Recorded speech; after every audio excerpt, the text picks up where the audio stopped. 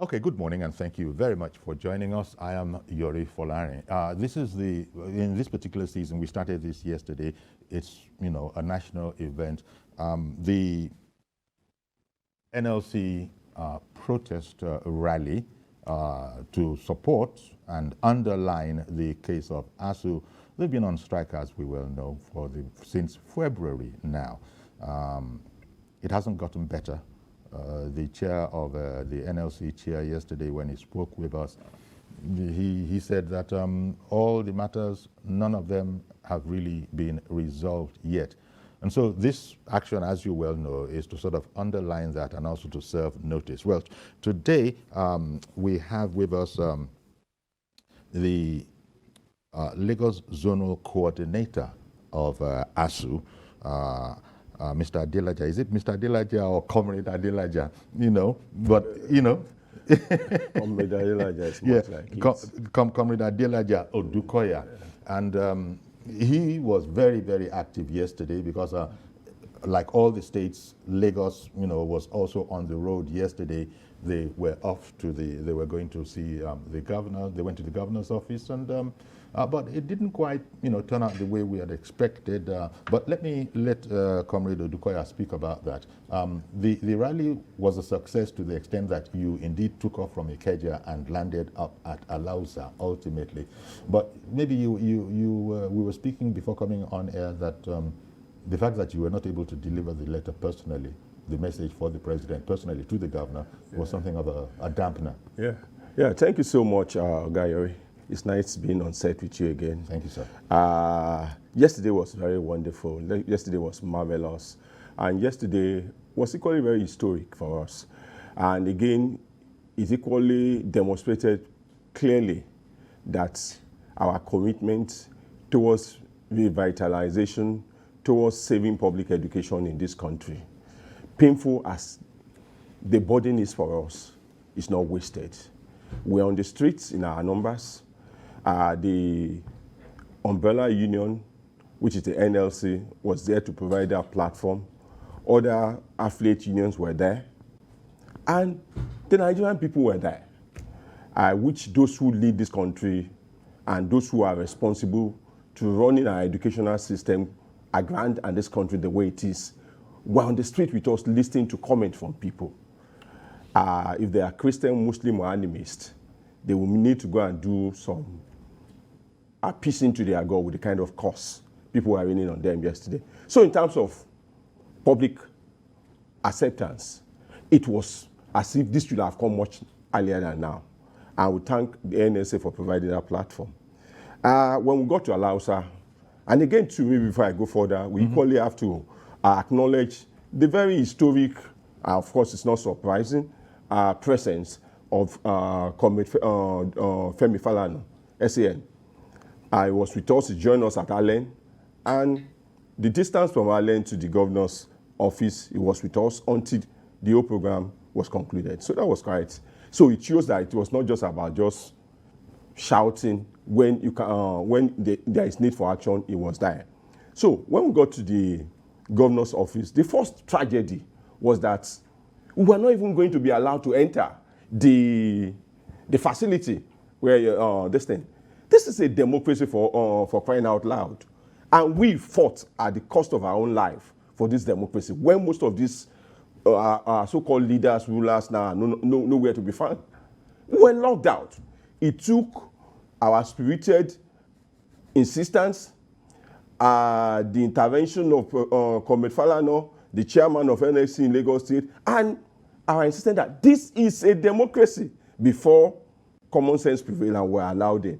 Initially, too, we were equally told, and it's on record, that the governor is around and the governor was going to address us.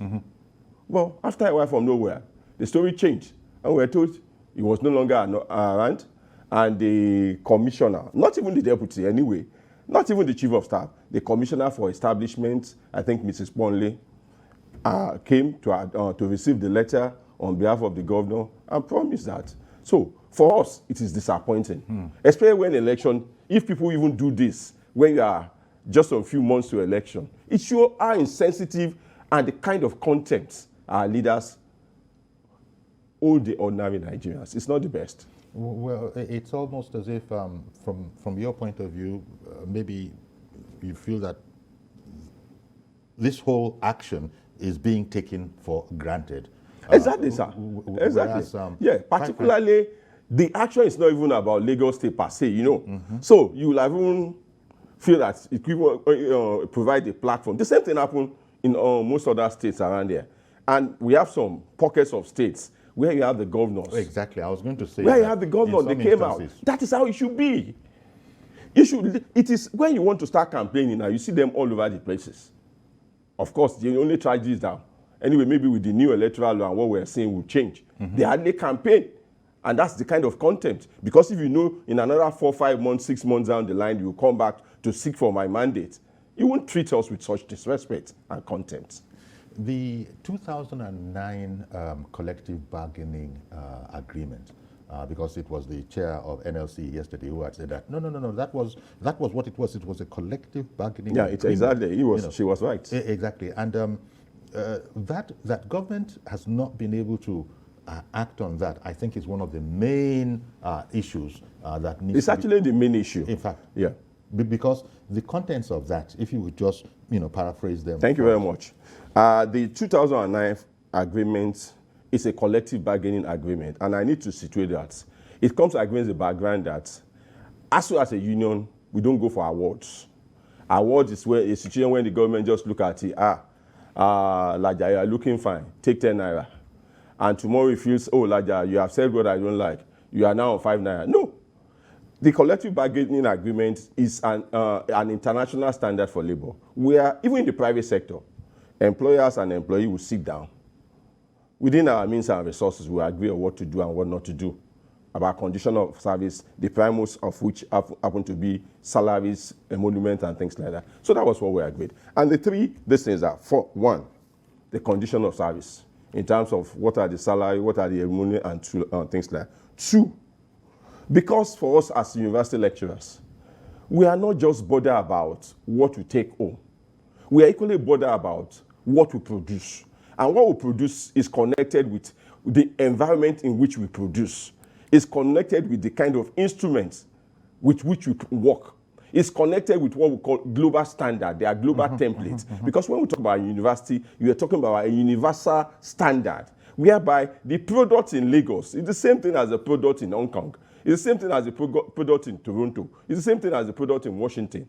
So that when people or our graduates leave this place, they can easily fit in that. But when you have a situation whereby the lecturer that is teaching is not well motivated, the instrument and infrastructure and the kind of equipment, the kind of environment that is supposed to be available to actually impart knowledge is not there. For example, the need assessment report that we forced government to do in 2012, 2013, you see a situation whereby a classroom meant for 50 people, you have over 2,000 people. Students sitting on the floor. You have a situation where you have computer laboratory without computers. Or people graduating, we have graduate students in computer, they have not even worked on computer. Or you have people who are science students, they don't have Regent in their labs. Or you have students in their laboratory, instead of Bunsen burner, they are using stove. You can't produce students that will compete with their counterpart other parts of the world. So, yet when these students, when people like such as you are describing, when they go abroad, out of our climes here, into other universities, they glitter. Yeah, because thank you very much too. The dimension to that is that as lecturer, we sacrifice our own health, our own wealth, even this poverty wage to even get things done. For example, I can say without, and I am from the University of Lagos, one of the best in terms of equipment and in terms of libraries and things like that.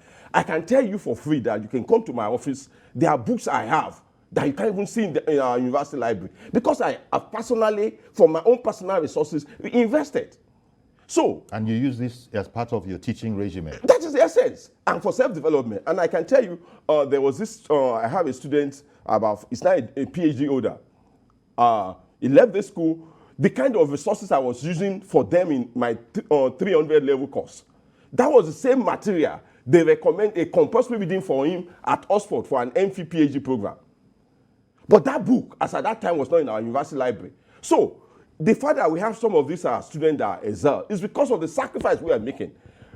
We invest in self-training, we invest in conferences, we invest in international exchanges and things like that. These are things we are supposed to be paid for. So that's another, let's say, revitalizing or revitalization fund for universities so that our universities can be globally competitive. Then again, the third one is what we call autonomy of the university. Mm-hmm. The university is a special vehicle. And that's why we say it's universal. There's a universal template. It's special because I know you. We know you in this country. We know what you have done in terms of print, in terms of journalism. Even the vice chancellor, and I think we need your expertise. All I just need to do is to take you from here and say, come. Maybe it's even just one week in a month. I will use you. But you see, that means the whole license of autonomy, people mistake it alone that if you say you are talking about autonomy, you must be financially distant. No, that's even secondary. The primary autonomy of the university is that the university should be in a position to determine what is being taught, how it's being taught, and to employ or engage those who think you can teach it, whether here or anywhere in the world, without any encumbrances. With IPPIS, and that takes us to the IPPIS, with IPPIS, to do what I've just said is not possible. I have to go to Abuja over centralization that has become the bane of this country itself. It has been extended to university system. You go to many of our universities now. They are departments without lecturers because they can't recruit. You need the approval of the head of service in Abuja to be able to recruit anybody in the university system. It's not done that way. And so that's what autonomy would fix. Yes, yes. And again, too, we have sabbatical. After 6 years, for example, because again, you don't have it all. Expertise is everywhere. I can come here and use 1 year on sabbatical. We are understand what is happening here. We can go anywhere in the world. People can come, fellowship and things like that. All those ones are no longer possible with IPPIS. So that's it. Then the other one, the fourth leg of the agreement is what we call, it described as orders. That is any other thing that is auxiliary or can aid things like it can come up in the process of this thing. So those are the four key points. And as you said, I think it's telling when you said the university system, it's a special vehicle. Yeah, it is. And I don't know, do you get the sense that, considering that there are also university products in governance, do you get the sense that they don't really understand this aspect of it for whatever reason? No. You see, the unfortunate, permit me to do a bit of elementary political economy and that's the way to say that every society is governed by a ruling class. Mm-hmm. And that ruling class's interests will determine the direction of public policies. So the ruling class we have in Nigeria is a ruling class that is not interested in development. The ruling class we have in Nigeria... But that's contrary to what they say. That's, of course, we get there. The ruling class, that's why they don't come to us for votes. That's why they can treat us with contempt like what happened yesterday. The ruling class is what I call a plutocratic class, a patriotic class, a class that is only interested in accumulation or production. So consequently, therefore, for example, you are asking a class that is not interested in production to give infrastructure. That money will be better in their pockets. So you have a ruling class that is equally not patriotic. And that's why we wonder sometimes. There's no country where they don't steal, where there's no corruption. But you see, when you see people taking money from the system, it remains in their own system. So it has a multiplier effect. But you see, it's become so bad. In the 80s, it was a situation whereby for every 10 naira, for every 1 naira you have, they say 60 naira, during Shagari, they say 60 naira goes out of the country. But I can tell you now, for every 100 naira you have now, 99 naira goes out of the country. One, first and foremost, through money laundering and this looting. And then again, because we are still import dependent. Because even as bad as it is, oil that we produce locally have to be refined abroad. So, and we have a ruling class that has a patrological, and underscore this, sir, a ruling class that has a patrological hatred for knowledge. Why? Because, like I was said in those days, they said, oh, you are doing free education. Where would they be employed? He said, when they are educated, they will force their force their leaders those in government to provide their education. So when you are educated, you cannot be misruled, you cannot be pushed aside. You ask questions. We have a ruling class that don't want people to ask questions. Indeed. You understand? Indeed. So it's against that. So, and like the Yoruba will say, Ajimobi Okotanu. So the fact that they are educated, and of course, are they actually educated? I see them as being literate. Because if they are educated, they will know their interest is best served with the development of this country. And that is will be primarily based on the education of the youth of this country.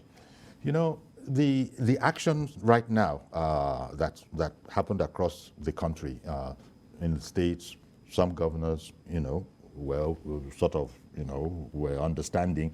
Some other governors were, you know, too occupied, it would appear, to be able to come out. Now, Asuu has explained, NLC has explained that the way this is being structured, it's going to happen in Abuja too. Yeah, they are on, sir. They're on in Abuja right now. In fact, yes, we shall probably be able to link up with Abuja. And then after that, if there still is no joy, after, I think, a few months or so. 2 weeks.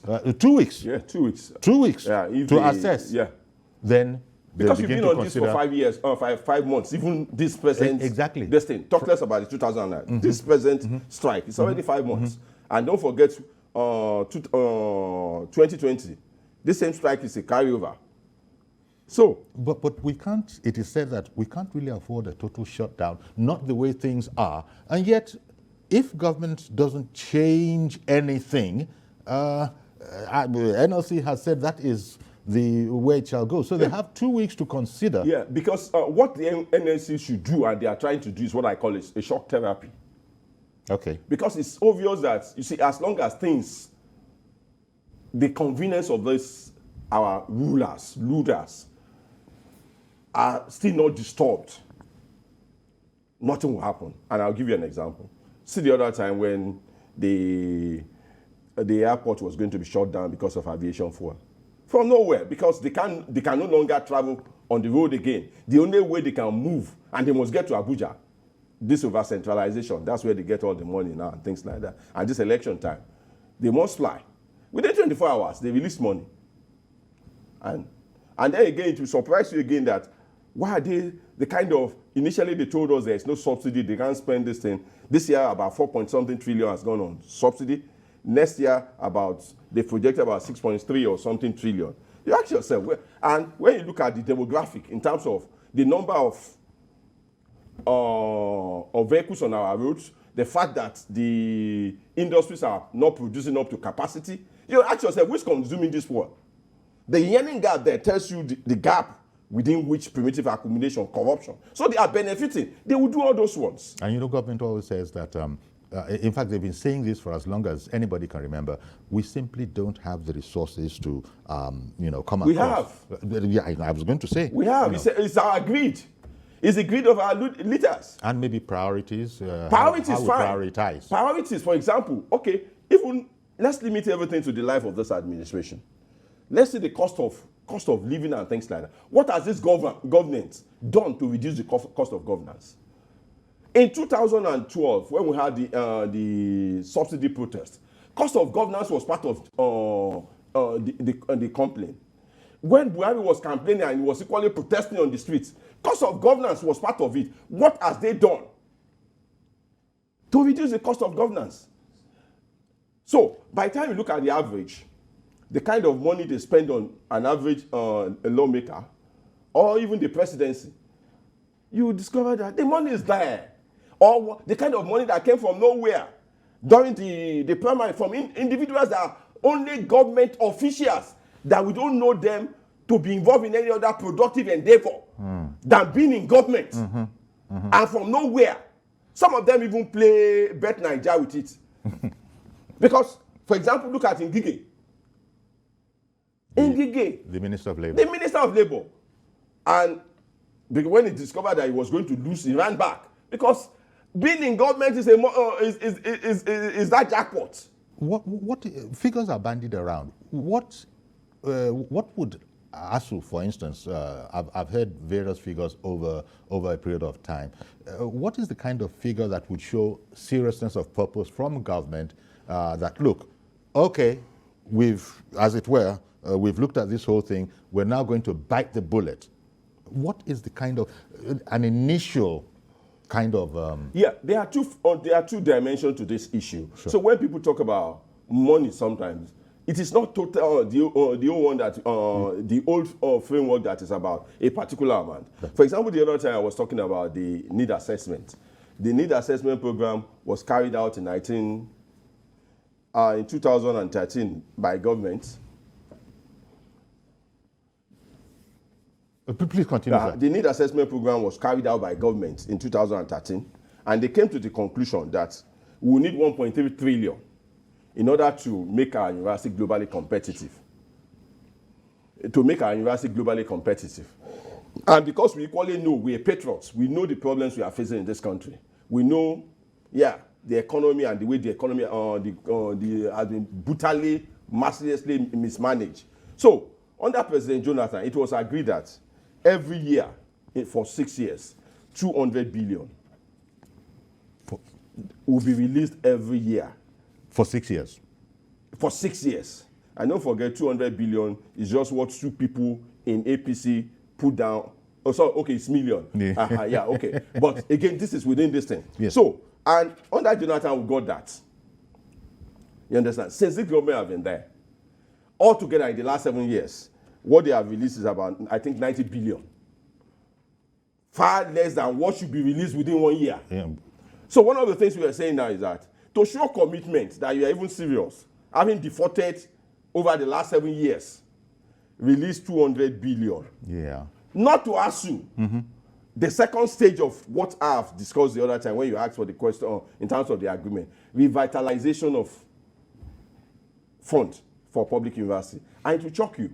Go to our university have become constituency projects. For example, Lagos State now has added 2 other universities. They are states with 5 universities and they can't fund even one. Most of them, when you go there, you can't even see a government structure. Most of them are products of this either TED fund, which was a product of our own struggle, or this so-called this need assessment intervention too. So that's one. So that's the only one in terms of more. The issue of IPPIS has nothing to do with money. We have said this thing is a fraud. It's prone to corruption. We have improved rights. The chief apostle and protagonist of corruption is now in Kuje prison on account of corruption. I'm talking about the immediate past Accountant General of the Federation. He has helped himself with our money. You know, let me hear also from Dr. Chris Piwuna. Okay. Dr. Chris Piwuna is the Vice President of Asuu. Good morning to you, Doctor. Good morning. Okay. Thank you. And also to, he was just saying good morning. Good morning, Chris. You know. Morning, Adelaja. How are you doing? So what... okay. Great. Could give us an assessment of how you think it went in the first stage of the action, which was across the country, state capitals yesterday, and then all of it dovetailing into today's action in the federal capital. Well, thank you very much. We truly appreciate the Nigerian Labour Congress for giving us this platform to draw attention to the sorry state of Nigerian universities. The protests across the country, as you must have observed, went on very well. It was everybody that came out, regarding the issue that we raised about reopening the Nigerian universities. SANU were there, NASU was there, NAT was there, students were there, civil servants, the working class, we're all there. And I think our showing yesterday was quite good. And I hope that we can improve on it. Indeed, if this matter is not resolved, we should see market women and market men join us in the next protest. We should see retirees join us in the next protest, pensioners. We should see a larger, section of the Nigerian public join to ensure that education is given its rightful place in running this country. Okay. You would agree with me too that education, it's guided by a philosophy. And we have a national educational policy in this country, 2004. The philosophy has remained same, that education should be used as a tool for development. It is a tool for unity. It is a tool for, economic progress of this country. It is a tool to be used for the overall development of this country. So if you leave education out, what kind of development are you looking forward to? What kind of unity are you looking forward to? What kind of system, what kind of future are you building? It is obvious that we're not building any future in this country. I mean, what our leaders are doing.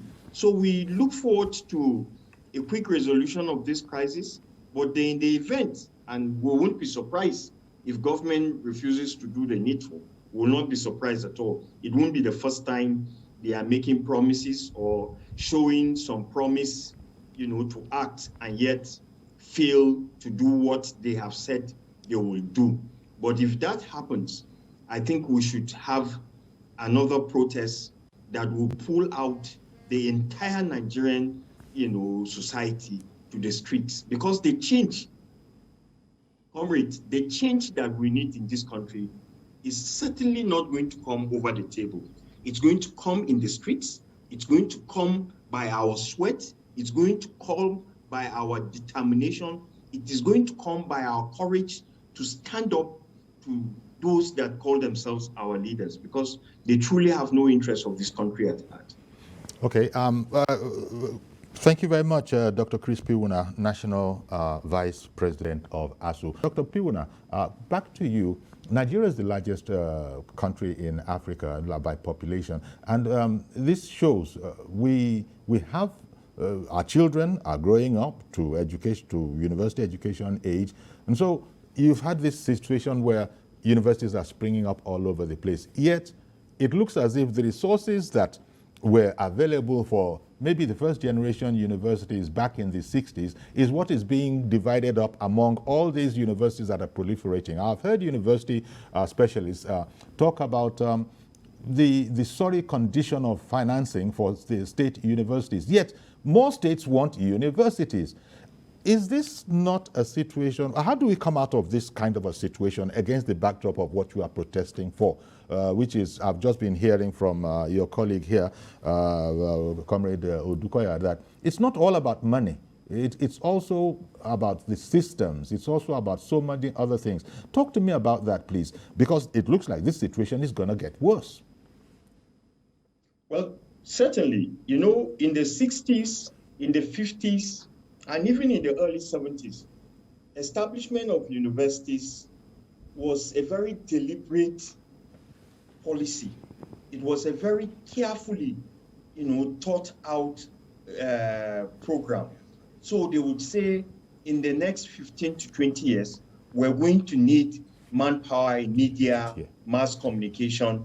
We need university that will cater for that, or we need programs that will cater for that. We need manpower in technology, in engineering. So we need 2 universities that would need to address that. But from the 80s to this day, universities are no longer those carefully thought out creations of government. So people just come, they are in power, they have sycophants around them, so they decide to establish universities of maritime in Katsina, or they want to do a university of Navy in Plateau because of the chief of air staff, your naval staff is from Plateau. So universities no longer cater for specific needs. They cater for individual, personal, satisfaction of people in government. It is true that over the years, one of the major barriers to funding of education in Nigeria is the per unit cost of training students. It is the level of enrollment into the universities, because the population is growing, and so we need, universities to address this explosion in population. That is true, but that is an aside.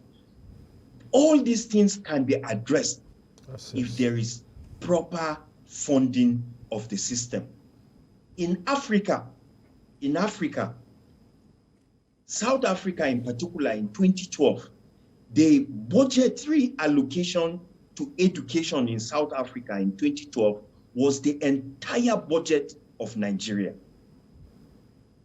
Check it out. So you can say they appreciate the value of education and research. In Ghana, until recently, when they began to have some of these problems, the average budgetary allocation to education in Ghana is 31%. In Burkina Faso, it is 17%. For comparison, what is it in Nigeria? What is it in Nigeria for comparison? Nigeria, it's about 5.4% now. But before we even get to that, 5.4%. Yar'Adua in 2008 is the highest in the history of Nigeria as a nation.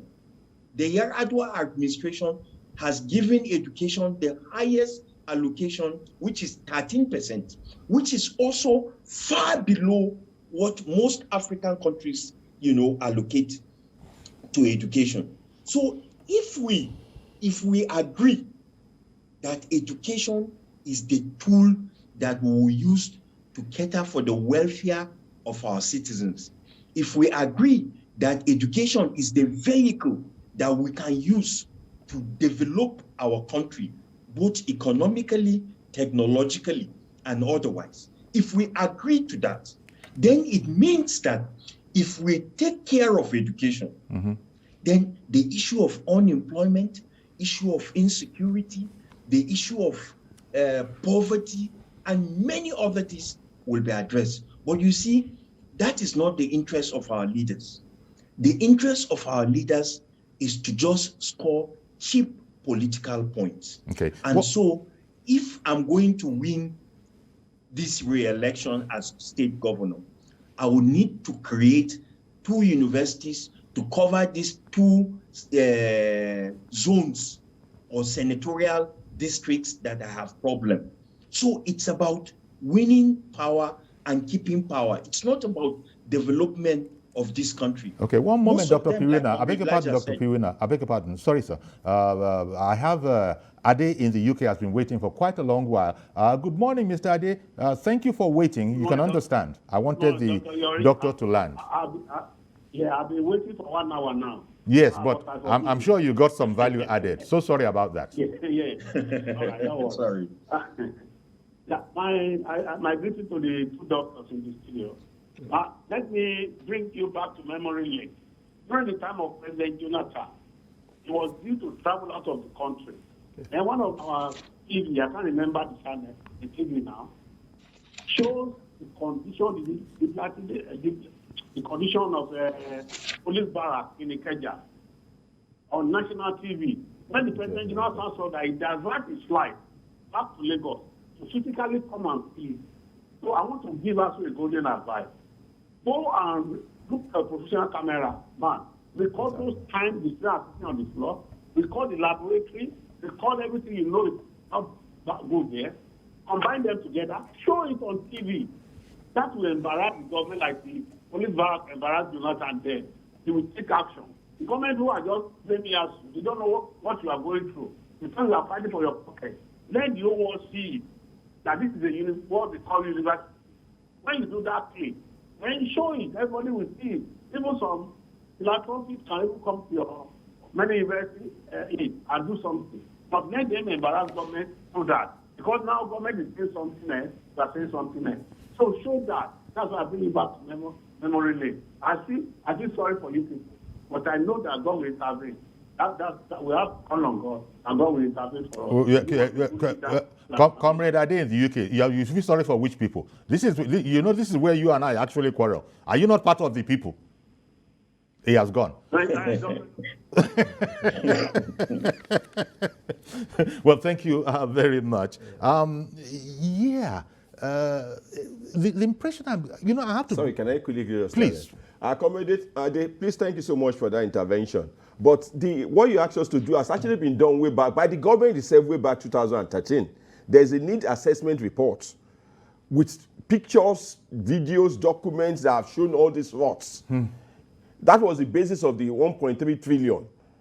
And unfortunately, I don't know how to link you. I can send it to you, but you can check it online. It's there. It's a bulky report by the government. We forced them to do that. It has been done. So all those Bunsen burner I was referring to, stove instead of Bunsen burner, overcrowded classrooms, mechanical workshop under trees.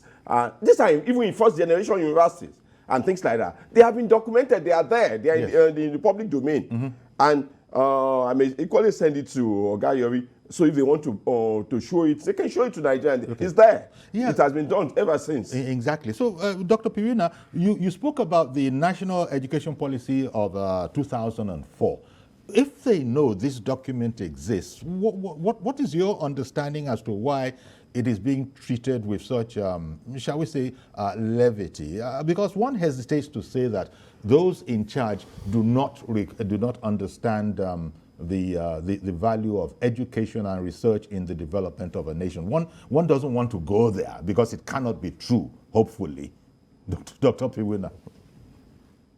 Well, as you are aware, I mean, Ade was saying from the UK that we need to, flash some of these pictures on TV. These people are beyond shame. You can't shame them anymore. They have no shame whatsoever. So no matter what you do, they are not going to feel what you think. When you say these people, you're talking about the governments. Yeah. The governments through time. I'm talking about our leaders from the villa to the ministries, ministers. I'm talking about governors. I mean, these people, they will tell you, they come to London and they present a paper that will make the white people and those of you in London think that they are doing something very wonderful in Nigeria. They talk about this government policy on education of 2004. They go to England, they go to America, they go to Dubai, they talk about it there. But when they come back here, they don't work on it. They don't believe in it. Okay. They only want, they are like contractors. What we have today are not, patriotic Nigerians that are there to serve this country. We have people who go into government with the sole purpose of making money for themselves, their communities, in some instances, and just themselves. Those are the people that are in government. So okay. they don't... One moment, please. Dr. Piwuna, I beg your pardon. Mazi Okoroafo has come on the line. He's in Arochukwu. Good morning, Mazi Okoroafo. Good morning, Sayuri. Good morning again. Sayuri, thank God today is Wednesday. If you see what is happening right now in Nigeria as per se, there are three things which the federal government, state government, local government are afraid to believe. What Nigerians or any country, what the people need, the populace, is three things: standard and qualitative education, healthcare services, then security 247. Now, when you come to Nigeria, these three issues or these three factors, there are a lot of problems. No proper monitoring. Now, you ask yourself, in Nigeria today, we are seeing what is happening now. Thank God for what happened yesterday and even today, the NSA and Asuu. It's a welcome development, and I thank all Nigerians that consider even up to today. It's good for authority to know that Nigerians were tired of all these promises. So that's why I'm praying for 2023 to come. This is part of people just go. Like what I guess was just some minutes ago. People who go outside Nigeria, they see what's happening there, they will come back here and they will do the wrong thing. Knowing fully well that at the end of the day, no matter whatever Nigerians you do, send your children to the best university, whether Oxford or Cambridge, anyone, when they come back. They will not stay there forever. There is a space unless you stay in somebody's environment, you think of coming back to your place. That is basic. So whether Nigerians send their children outside to go and do it, and they will still come back to say. But the thing is this, the government has to be very, very careful. When African eye showed us or focus on Africa, what is Sophia said? Sophia the answer said, look, do not let you show some of these pictures that is very, very horrible. That within the American they say that don't show that picture. Now, there was a picture they showed, part of one just flat picture.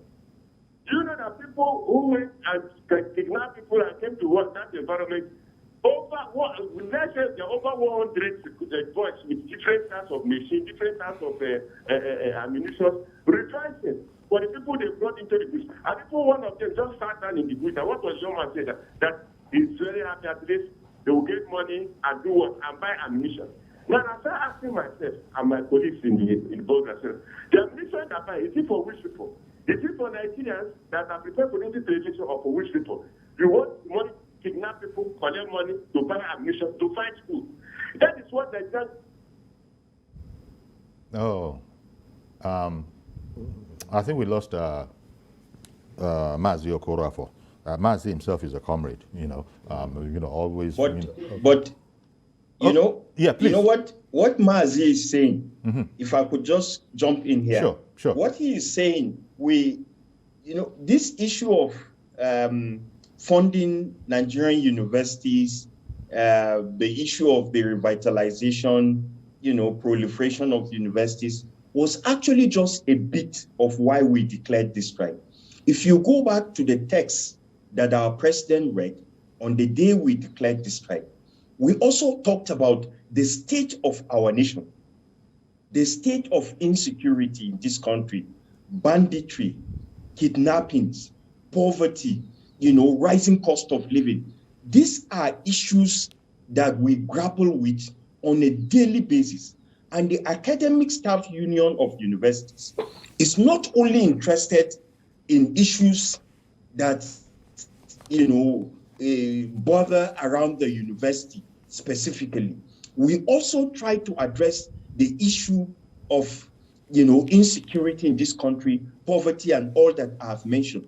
Recall too, that at the time we declared this strike on the 14th of February, 2022, just a week or two earlier on, there was importation of adulterated fuel to this country that government used billions of naira to clear. To this day, as we're discussing right now, nobody has been held to account for what happened. We mentioned that at the time we were declaring this strike.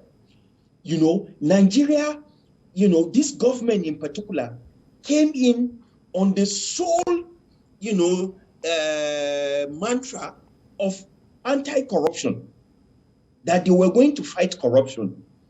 I'm not sure that when they leave power next year, there would be any government in the history of this country that would be seen as one that was corrupt and, condoned corruption as this current government. Okay. Billions of naira, fuel imported, that was adulterated. Now that matter has died down. In this country, a governor who had stolen hundreds of millions of naira, and in some cases he was accused of stealing billions of naira. He wore a t-shirt saying, EFCC, here I come and get me. He was escorted by sitting governors. Mm-hmm. Well, okay, Dr. Piwuna. That he was daring NNPC. What kind of country is this? What kind of leaders do we have? Indeed. And so Asuu is concerned about corruption in this country. We are concerned about insecurity. We are concerned about the rising cost of living. And we believe that even when this strike is suspended or called off, Nigerians will join us in holding our leaders to account for their actions while they're in government. Indeed. Thank you, Dr. Piwuna. Now, but in studio here, comrade, newspapers are reporting, one newspaper, the Vanguard this morning, you might have seen it already, saying that these protests, NLC is warning that government is actually toying with an end SARS kind of action. Absolutely. Absolutely. And that is the last thing that government will want. Not in this period. I wonder how optimistic you are that look, government is, government might say, government might not like to be forced, but NLC has come out to support Asuu in order to make a push. How optimistic are you that government is going to... yeah, let me start with this idea about government not liking to be forced. Government is not a stranger to the people. Government is placed or put in place by the people. Yes. In the first instance. So governance is about ministering to the needs of the people, and I think you eat it because you're actually speaking their mind. I think it's actually a psychoanalytical perspective. Government thinks they are doing us a favor, and that's a tragedy in this country. And that's why it's possible for them to lock us out. That's why it's possible for the universities to be on strike for 5 months and nothing will be done. If government is aware of, and that's why a governor or a local government chairman, they will just do roads or gutter and they will be celebrating. It's so mad, it's so sickening. The whole essence of governance is to serve the people. So you can't say you are being forced. And it should be even a shame for government if you are being forced to do what is right. What traditionally nobody should ask you. That should be your function. Or we have a social contract. And the primary thing is the wealth of the people, or the commonwealth, and welfare of the people, security. And any government that cannot take care of the welfare and security of the people, inclusive on which education is one, has no business in government in the first instance. So what the NSA is doing is right. Indeed. Like I said yesterday, they are not even just supporting Asuu as an affiliate. They are parents. You have their father, their mother, their uncles, and things like that. Some of them are students. And as workers, we are the people in the NLC and all workers. We produce the wealth of this country that has been mismanaged. So NLC, like us, are primary stakeholder in the Nigerian project. Well, I'm sure we're going to have to leave it here. But as I said, I hope you're optimistic that something positive can come out of this. And so that we don't go to the next stage, which has been set out. Yeah, I want to be, but history does not support it. But the truth about it is that we always tell their stories, and at the end of the day, the power of the people is stronger than the people in power. And it's on that account that I know we are going to overcome. Okay, Dr. Piwuna, I'm sure you probably agree with that sentiment. Dr. Piwuna, last word from you. Yeah, well, I agree with the statement totally. And I hope Nigerians would not miss that second part of our struggle. All right, then. We're going to have to leave it there. Thank you very, very much. We're completely out of time. About the state of this country. All right, then. Thank you very much, Dr. Chris Piwuna, Vice President of Asuu, and in studio here, Comrade Adelaja Odukoya. Thank you both, gentlemen. Thank you so much, sir, for coming on the program. Thank you. Okay, so that's our program today. Please join us tomorrow for a fresh edition. I'm Yori Folare. Bye-bye for now.